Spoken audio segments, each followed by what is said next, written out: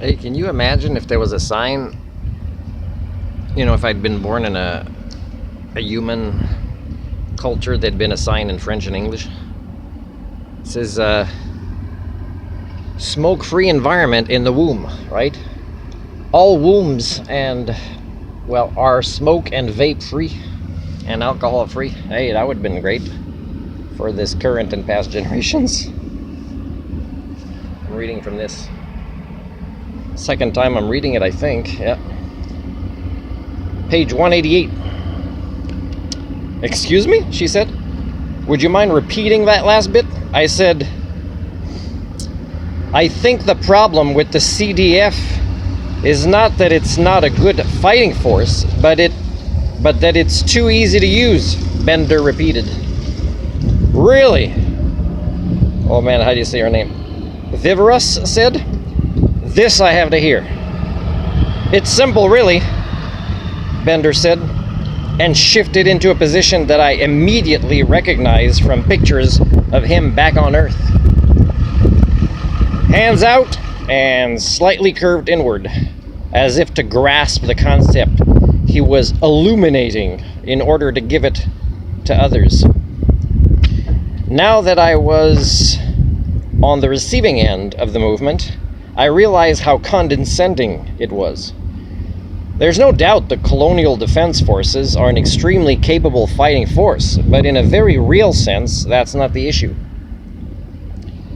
The issue is, what are we going to avoid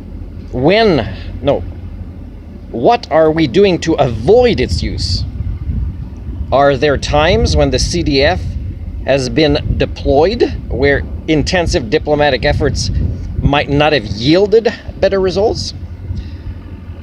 I can't afford the prescription sunglasses right now, so I just took off my sunglasses to put these on, and it's a little bit bright for me. You have missed the speech I got. You must have missed the speech I got, I said.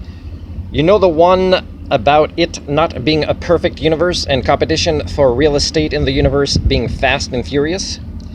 By the way, there's a simple solution for that, right? You might think, oh, see, it's normal in the future, science fiction. No.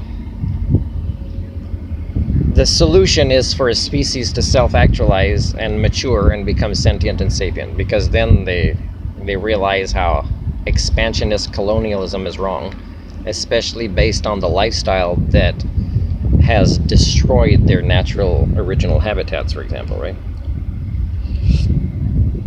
Oh, I heard it, Bender said. I just don't know that I believe it. There are how many stars in this galaxy? 100 billion or so?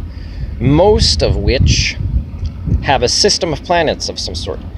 The real estate is functionally infinite. No, I think the real issue here may be that the reason we use force when we deal with other intelligent alien species is that force is the easiest thing to use. It's fast, it's straightforward, and compared to the complexities of diplomacy, it's simple. You either hold a piece of land or you don't, as opposed to diplomacy, which is intellectually a very much more difficult enterprise. And of course, as a species with a growing intellectual laziness, that I don't meet people that are spared from this, unless I met Greta, maybe. It's sad. Viveros glanced over at me and then back to Bender. You think what we're doing is simple? No. Bender smiled and held up a hand placatingly. I said simple relative to diplomacy. If I give you a gun and tell you to take a hill from its inhabitants, the situation is relatively simple. But if I tell you to go to the inhabitants and negotiate a settlement that allows you to acquire that hill, there's a lot going on.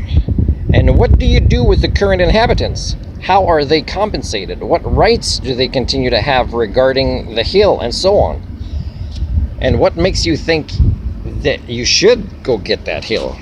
And for me, the reasoning would be they might be the locals, but they're bad for that hill. And that hill is crucial in, let's say a global ecological system. So in a way, if extraterrestrials come and they say, man, you got a unique planet, we have to take it away from you, not because we need it or want it, but because we have to protect it from you. And we would not believe that, because we're not matured or sentient or sapient, right? Anyways, I'll stop it there. It's too